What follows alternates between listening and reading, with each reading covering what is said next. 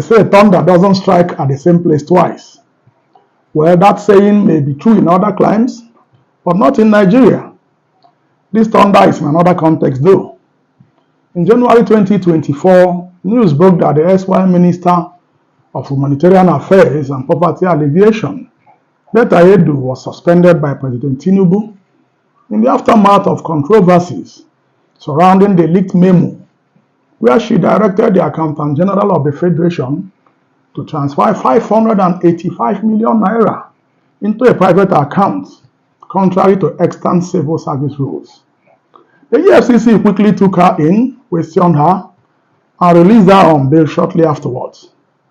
In a weird turn of events, notable people started to call for the reinstatement of Ms. Edu, claiming that she contributed immensely towards the success of the Tinubu mandate and that her indiscretion was excusable. As we speak, Edu's saga is as good as over. Nigerians in their characteristic manner have moved on to existential issues of hunger and insecurity. It is in this context that our earlier reference saying about thunder applies. Edu is a metaphor for how, as a nation, we will repeatedly pass the same lane, repeat the same things, and expect a different result. It is deja vu. Pray, how many cases of corruption have we seen sidelined or moved to KIV since the anti-corruption war commenced in 2002? What we repetitively see is that the perpetrators are known, the evidence is huge, and the witnesses are alive and willing to testify in court. But the alliance or dalliance of the suspects with political influencers choked the investigations and killed the case. That is the trajectory the Edu case has taken. Like Betta, like Matawale, and Theodoji, and Peter Odili, and so on and so forth. Just like Sisyphus, the Greek legend, who was condemned by the gods for eternity to repeatedly roll a boulder up a hill only to have it roll down again once he got it to the top. Nigerians make so much noise upon the news of the arrest of corruption suspects. But after the initial gra-gra and media show, everything goes back to the normal mode. We expect change to happen where nothing deserving of change has been done.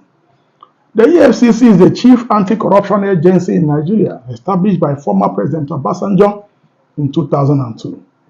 The EFCC Establishment Act provides that the President appoints the chairman, and then the National Assembly will screen and confirm or do otherwise. The National Assembly's role in the appointment is to serve as a check on the President's likely abuse of power. This has, however, not prevented the Commission from being an appendage of the Presidency, a kind of attack dog of the President.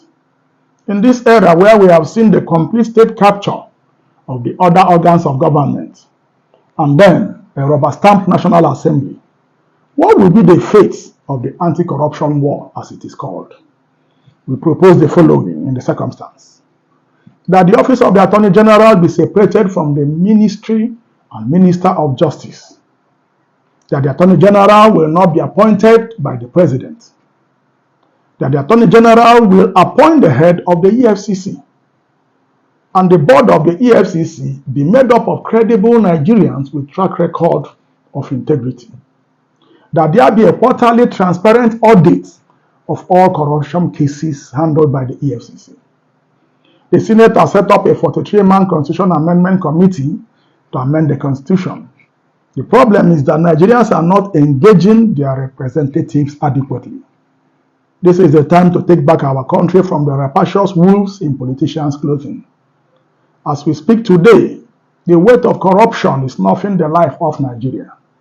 The way Nigeria is going, there may not be a country after 4 years. This must be fought by all well-meaning people, or like Sisyphus, we will keep rolling the stone up the hill and it will roll down again.